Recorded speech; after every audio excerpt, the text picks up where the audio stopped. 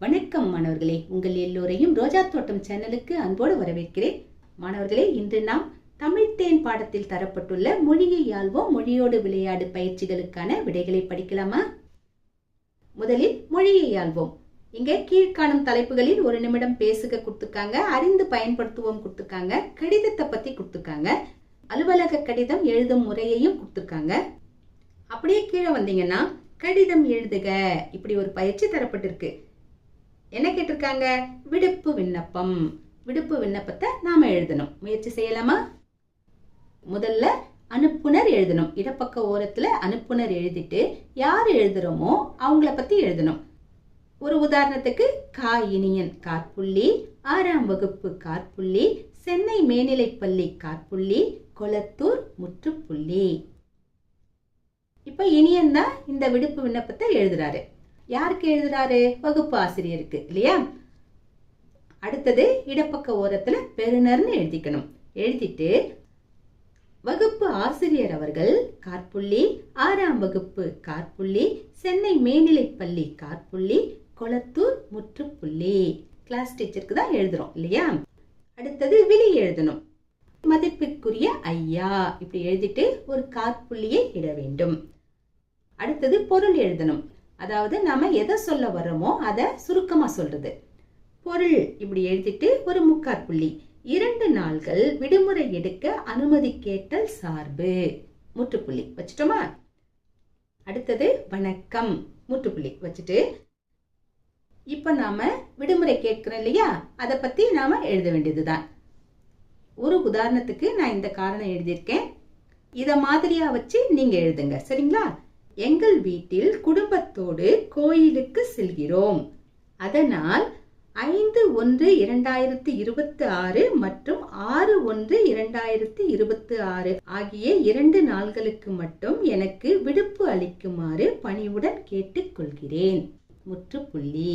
அதுக்கப்புறமா நன்றின்னு எழுதணும்.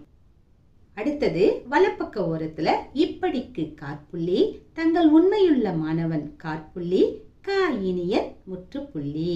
எழுதிட்டோமா? இங்க இடப்பக்க ஓரத்துல நாள் எழுதணும், இடம் எழுதணும். நாள் என்னைக்கு எழுதுறோமோ அந்த நாள். இடம் கொளத்தூர். ஒரு வழியா விடுப்பு விண்ணப்பத்தை எழுதிட்டோம். அடுத்தது மொழியோடு விளையாடு. திரட்டுகன்னு கொடுத்துருக்காங்க. என்ன கேட்டிருக்காங்க? மை என்னும் எழுத்தில் முடியும் சொற்களின் பட்டியல் தயாரிக்க. நாம சொற்களின் பட்டியலை தயாரிக்கணும். ஆனா அந்த சொற்கள் மை மை மைன்னு முடியணும்.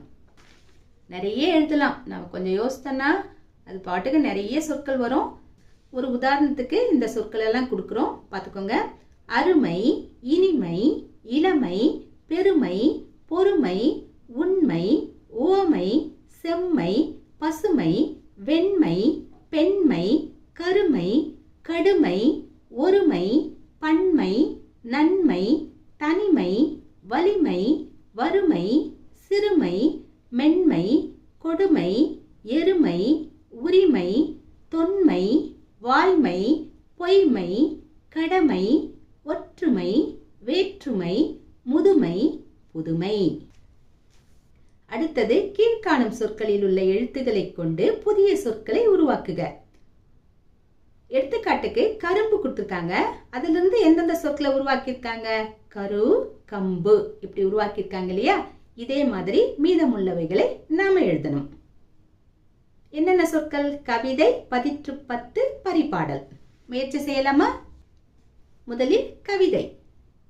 கவி, கதை, விதை, தை. அடுத்தது பதிற்று 10. பற்று, பத்து, பதி, துதி, துத்தி. அடுத்தது பரிபாடல். பரி, பாடல், பா, பால், பல், பாரி. அடுத்தது 2 சொற்களை இணைத்து புதிய சொற்களை உருவாக்குக.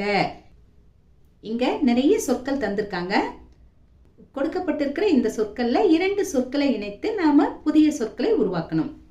இங்க எடுத்துக்காட்டுக்கு விண்மீன் கொடுத்துருக்காங்க. விண்ணையும் மீனையும் இணைத்து விண்மீன் உருவாக்கியிருக்காங்க. இதே போன்று பிற சொற்களை நாம உருவாக்கணும். முயற்சி செய்யலாமா? நூல்வெளி, நீதி நூல், தமிழ் நூல், நூல்கோல், தமிழ் மொழி, தமிழ் மாலை, மொழிநூல், எழுதுகோல், விண்வெளி, மீன்கண், தமிழ்மணி, மணிமாலை, கண்மணி, மாலைமணி, மாலைக்கண். அடுத்தது பொருத்தமான சொற்களை கொண்டு தொடர்களை நிரப்புக. இப்படி கொடுத்துருக்காங்க.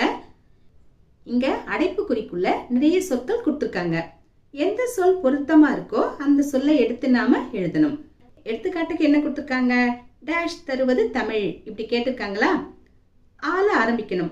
அன்பு தருவது தமிழ் இப்படி கொடுத்துருக்காங்க இல்லையா? இதே மாதிரி மீதமுள்ளவைகளை நாம் எழுதணும்.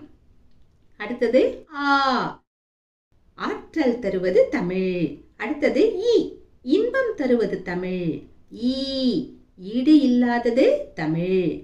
அடுத்தது உ, உவகை தருவது தமிழ். உவகை என்றால் மகிழ்ச்சி என்பது பொருள். மகிழ்ச்சி தருவது தமிழ் அப்படி நீங்க புரிஞ்சுக்கணும். அடுத்தது ஊ, ஊக்கம் தருவது தமிழ். அடுத்தது ஏ, என்றும் வேண்டும் தமிழ்.